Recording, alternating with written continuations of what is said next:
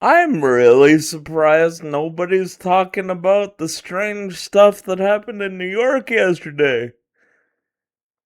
I mean, clearly there was some kind of weird space-time distortion around Madison Square Garden because it transported Alexei Lafreniere back to 2020 and Jonathan Quick back to 2014. I'm Jake. I can't skate. And this is a Flames hockey game day recap. Good guys lose 4-0 to the New York Rangers. And I guess it might not have been time shenanigans. It may have had something to do with the Flames being the 31st team overall in the National Hockey League. On the ice, things are bad. Keep looking to the future. Keep looking to the future, because the now is a bit of a death march. The first moment that made me think there might have been some kind of weird wormhole shit going on, though, is really early in the game. Like, before Sportsnet was done displaying the lineups for both teams, Matt Coronato gets a beautiful pass from Morgan Frost. He's all by himself in front of Jonathan Quick. He goes across the net, and Quick, with a groin-bending save, he absolutely robs Matt Coronato. And who knows, if that goes in, maybe this is a different game.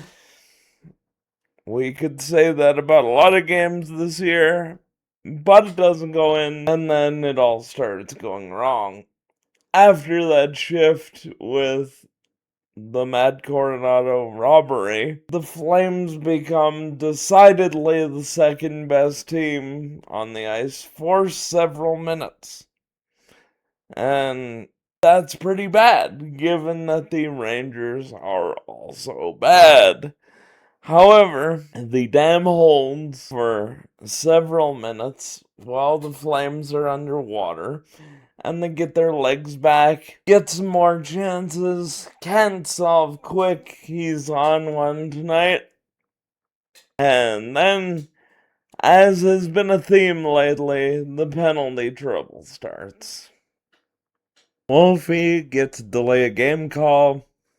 20 seconds into that kill, Ollie Mata gets a cross-checking call, and it's a 5-on-3, and as bad as the Rangers are, they do have quite a bit of skill on their power play, and boy, it showed. The Flames actually have a decent start to the 5-on-3 penalty kill, to the point where the MSG fans are getting a little restless. And then, after Vincent Trocheck's stick blows up, the puck comes back to Mika Zibanejad at the point. He slap passes it. Nobody in the 5-on-3 triangle's looking in front of the net. Alexei Lafreniere is standing all alone. He deflects it beautifully into the top corner, and the Rangers lead 1-0. And then, as they do, the Flames decide they're gonna stay in this game as long as they can, and the game stays 1-0 for the rest of the first period, only a couple minutes, and about half of the second. In fact, much like the Washington game, the Flames have a stretch where they're turning the tide back in their favor a bit, and Jonathan Quick is solid when he needs to be. Nothing crazy good happens in the start of the second, but the game is stabilized. And then the Rangers dump it in. More accurately, they ice the puck, except it gets deflected by the Flames, so it's fine. And the Rangers do a good job retrieving. Will Borgen wins a battle on the forecheck. Gets it to Ty Karche. Nobody on the Flames is paying attention to their checks. That's been a big problem the last few games. Lots of puck watching. And nobody picks up Connor Sherry coming into the zone. They're all looking at the play in the corner. Ty Karche gets it to Connor Sherry. Connor Sherry's got a wide open net. And it's 2-0.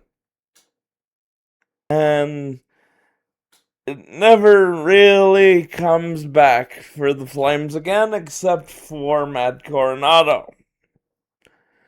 But we'll get to that. As the Flames are underwater, it keeps getting worse. On a way too easy zone entry, the Rangers working around. Mika Zibanejad gets it to Gabe Perreault, who goes Globetrotter mode on the Flames and taps it across to Lafreniere with an empty net. That happened a lot today. In fact, if you look at all the Ranger goals, except for the first one, they're basically empty nets. And another trend is that nobody is within 15 feet of a New York Ranger. Yesterday was not a masterclass in defensive positioning by the Calgary Flames. And we end the second period 3-0 down. And it's, again, going through the motions really in the third, except for Matt Coronato. Matt Coronato could have had a hat trick yesterday if it wasn't for the suddenly time-traveling Jonathan Quick on a play that is eerily reminiscent of both the Sherry and Alexei Lafreniere goals for the Rangers. Yegor Sharangovich gets it over to a wide open Matt Coronato with an empty net, and Jonathan Quick absolutely robs him. That's right, Jonathan Quick dives across and gets a glove on this thing. He looked down and out. I assume Matt Coronato thought he was down and out. It's not like he just feathered this thing in, though. He got something on it and got absolutely denied by time traveler Jonathan Quick. And then, just to finish things off for the night, Flames get beat on a pinch. It sets up essentially a 2-on-1, not quite a traditional 2-on-1. Flames get beat on a pinch. It sets up essentially a 2-on-1, not quite a traditional 2-on-1, but the effect is the same.